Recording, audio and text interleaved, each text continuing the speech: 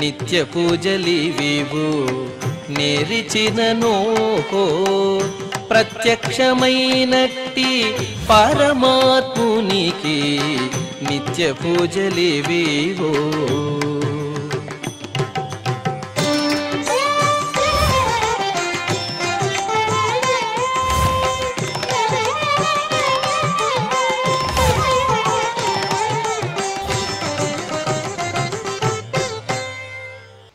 ఓం నమో వెంకటేశాయ. ఈరోజు మంగళవారము, శ్రీ విశ్వావసునామ సంవత్సరము, ఉత్తరాయణము, గ్రీష్మ ఋతువు, జ్యేష్ఠమాసము, కృష్ణపక్షము, షష్ఠి తిథి, శతభిష నక్షత్రము, జూన్ 17, 2025.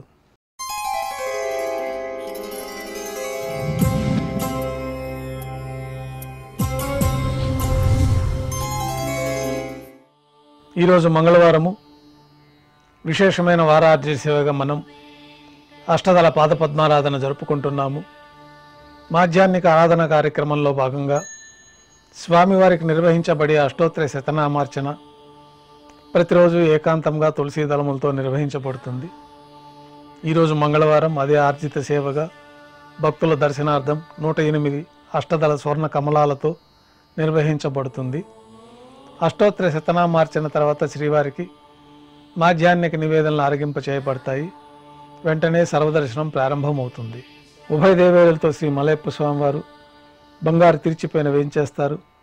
మేళతాళాలతో ఊరేగింపుగా విమాన ప్రదక్షిణంగా సంపంగి ప్రాకారంలో కల కళ్యాణ మండపానికి చేరుకుంటారు. కళ్యాణోత్సవం ప్రారంభమవుతుంది.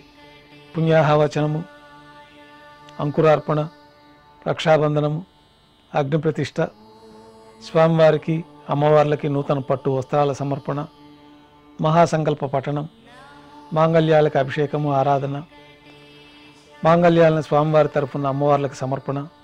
ఈ సందర్భంగా స్వామివారికి అమ్మవార్లకి కర్పూర నీరాజనము, విశేషమైన హోమాలతో పూర్ణాహుతి పూర్తయిన తర్వాత మాలా పరివర్తన కార్యక్రమాన్ని నిర్వహించి ఉభయ దేవేరులను శ్రీవారి చెంతకు చేర్చి ఈ సందర్భంగా అక్షతారోపణం అనే వైదిక కార్యక్రమాన్ని నిర్వహించి నైవేద్యము, కర్పూర నీరాజనంతో కళ్యాణోత్సవం పూర్తవుతుంది. కళ్యాణోత్సవ భక్తుల దర్శనం అనంతరం ఉభయ దేవేరులతో శ్రీ మలయప్ప స్వామివారు మేళతాళాలతో ఊరేగింపుగా ధ్వజస్తంభం వద్ద కల అద్దాల మండపానికి చేరుకుంటారు. వేదపారాయణ నడుమ ఊంజల్ సేవ నిర్వహిస్తారు.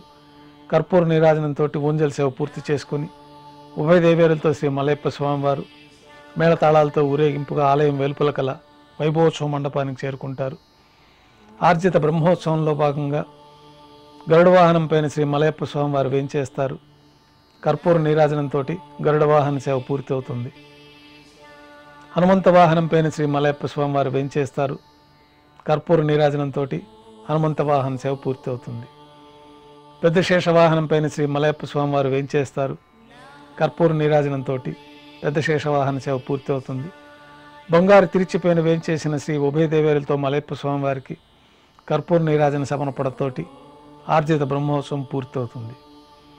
సాయం సంధ్య వేళలో 1000 దీపాలతో అలంకరించబడి ఉన్న సహస్ర దీపాలంకరణ సేవ మండపానికి ఉభయ దేవేరులతో శ్రీ మలయప్ప స్వామివారు చేరుకుంటారు.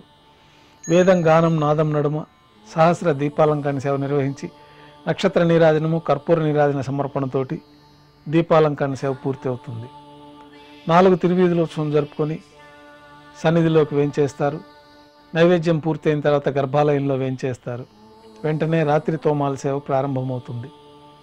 ఉదయం సమర్పించిన పుష్పమాలికలన్నీ సళ్లింపు చేసుకొని గర్భాలయాన్ని శుద్ధి చేసుకొని బంగారు పంచపాత్రలో శుద్ధ జలాన్ని నింపుకొని శ్రీవైకానస భగవత్ శాస్త్రోక్తమైన విధానంలో మూలమూర్తికి, ఉత్సవమూర్తులకు ఉపచారాలు సమర్పించి కొత్త పుష్పమాలికలతో మూలమూర్తికి, ఉత్సవమూర్తులకు అలంకరణ జరిపి చతుర్వేద మంత్రాలతో మంత్రపుష్పాన్ని సమర్పించి నక్షత్ర నీరాజనము, కర్పూర నీరాజనంతో రాత్రి తోమాల సేవ పూర్తి అవుతుంది.